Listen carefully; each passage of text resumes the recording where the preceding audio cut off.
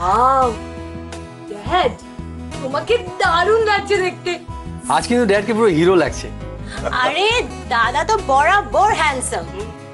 কার dad দেখতে হবে? হ্যাঁ এটা ঠিক, বরং আমার বরটা খানিকটা শাশুড়ি মায়ের মতো, দাদা শ্বশুরমশাইয়ের মতন ফর্সা লম্বা।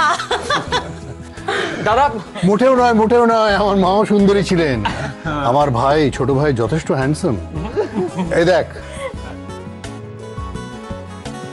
এটা ট্রাই করে দেখ তো।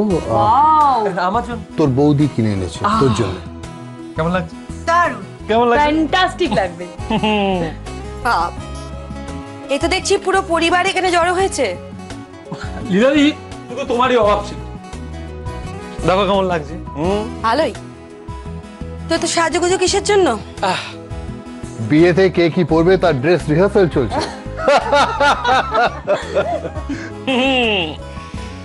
বিয়েটা হলে তবে তো।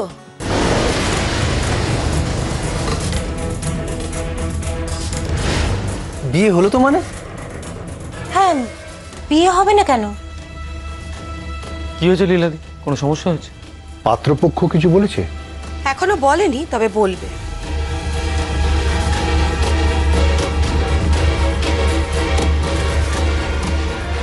হেয়ালি না করে আসল কথাটা বলো। ঝিল আবার নাচ বাংলায় পারফর্ম করছে, টিভিতে ওর প্রোমো চলছে। তাছাড়া আমি ওকে বারবার বলেছিলাম যে আজ বাড়িতে আইবুড়ো ভাত, ওকে রান্না করতে, কিন্তু কিচ্ছু রান্না করেনি, ঠিক পালিয়েছে। ছি ছি ছি ছি, বউটা যদি কোনো রকম সাংসারিক দায়িত্ববোধ থাকে। সত্যিই তাই। কি ধরনের বউ? শুধু নাচ করলেই হবে? সংসারে কাজ করতে হবে না? রান্না হয়নি, সুতরাং আইবুড়ো ভাত কি করে হবে? সব রান্না হয়ে গেছে। যে রাঁধে সে চুলও বাঁধে। ও বউ অন্নপূর্ণা সেই সকাল থেকে হাঁড়ি ঠেলছে। সঞ্জু দাদা বাবু গেছিল বাজারে।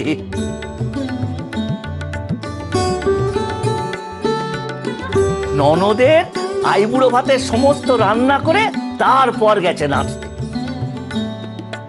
তাহলে শুধু শুধু মেয়েটার নিন্দে করছিলে? হ্যাঁ,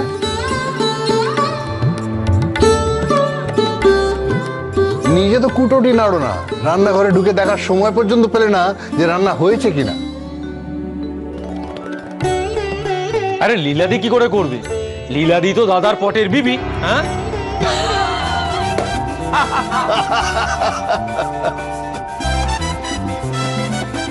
হাসো হাসো, হাসছো হাসো।